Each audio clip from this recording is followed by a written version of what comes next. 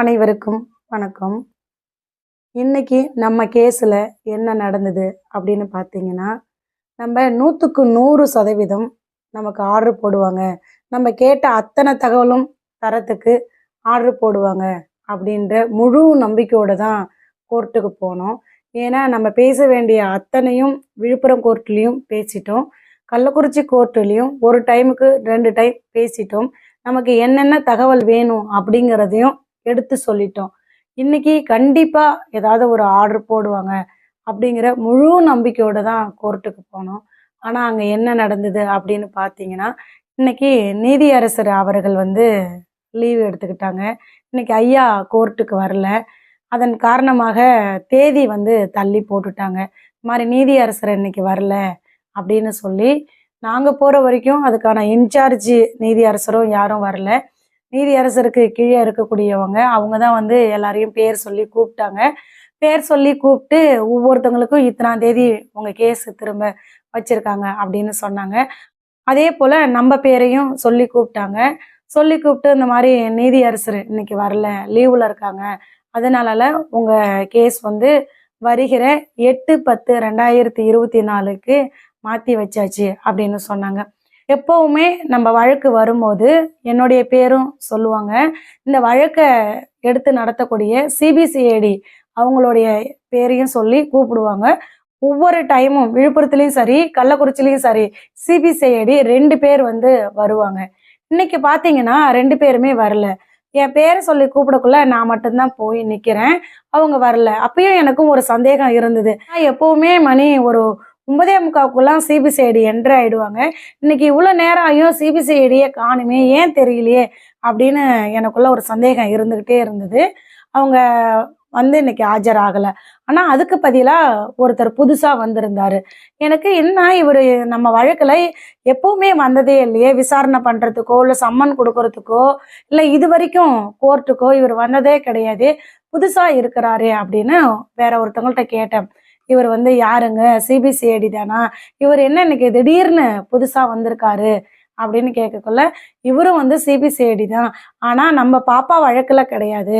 இப்போ சமீபத்தில் நடந்துச்சு பார்த்தீங்களா, கள்ளக்குறிச்சியில் ஒரு பெரிய கொடூரம் கள்ளச்சாராயம், அந்த கேஸில் இவர் சிபிசிஐடியாக இருக்கிறாரு.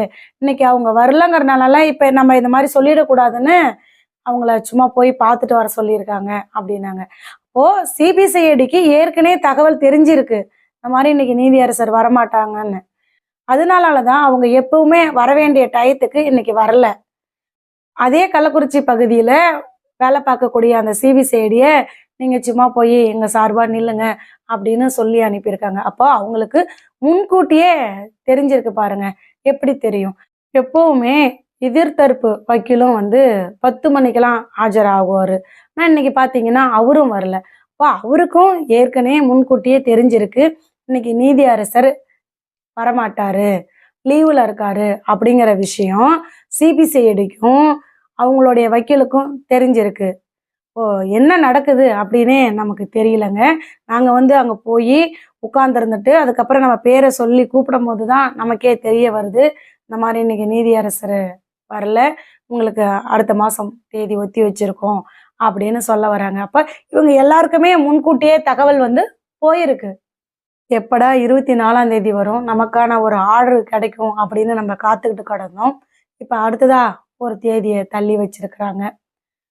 8ஆம் தேதி என்ன நடக்க போதோ அப்படின்னு தெரியாம நம்ம 8ஆம் தேதி வரையும் ஒரு பெரிய கேள்விக்குறியோட தாங்க இருந்துகிட்டு இருக்கணும். நீதியரசர் வரல அப்படிங்கிற தகவல் பார்த்தீங்கன்னா சிபிசிஐடிக்கும் போயிருக்கு, எதிர்த்தரப்பு வக்கீலுக்கும் போயிடுச்சு. அதனால தான் அவங்களாம் இன்னைக்கு வராம இருந்தாங்க. இப்போ நமக்கு மட்டும்தான் தெரியல. இப்போ அங்க யாரோ ஒருத்தங்க தான் உளவு பார்த்து இவங்களுக்கெல்லாம் இந்த மாதிரி சொல்றாங்க. கண்டிப்பா நீதியரசர் திடுதிப்புன்னு லீவுன்னு சொல்லியிருக்க மாட்டாரு, முத நாளே தான் சொல்லியிருப்பாரு, இல்லை 2 நாளைக்கு முன்னாடி தான் சொல்லுவாங்க. யாருமே ஒரு பணியில இருக்கிறவங்க திடீர்னு லீவுன்னு சொல்ல மாட்டாங்க. 2 நாளைக்கு முன்கூட்டியோ இல்லை 1 நாளைக்கு முன்னதாகவே தான் நான் அந்த மாதிரி விடுமுறை அப்படின்னு சொல்லுவாங்க. அப்போ நீதியரசர் அவர்கள் விடுமுறை எடுக்கிறத அந்த கோர்ட்ல இருக்கிறவங்க யாரோ ஒருத்தங்க தெரிஞ்சுதான் இவங்க எல்லாருக்கும் தகவல் கொடுத்துக்கிட்டு இருக்கிறாங்க. இது போல இன்னும் எத்தனை தகவல் வெளியாகிட்டு இருக்குன்னு தெரியல நம்ம கேஸ்ல. கண்டிப்பா நீதியரசர் லீவு அப்படிங்கிறது வேற யாருக்கும் தெரியறதுக்கு வாய்ப்பு இல்லை. அங்க இருக்கக்கூடிய யாரோ ஒரு அதிகாரி மூலம்தான் இந்த விஷயம் அவங்களுக்கு எல்லாருக்கும் தெரிய வருது. பணம் வந்து பத்தும் செய்யும், பணம் பாதாளம் வரையும் பாயும் அப்படிங்கிறதுக்கு இது ஒரு சான்றா இருந்துகிட்டு இருக்குதுங்க. ஸ்ரீமதி வழக்குல எத்தனையோ சொல்லலாம். அதுல இதுவும் ஒண்ணுங்க.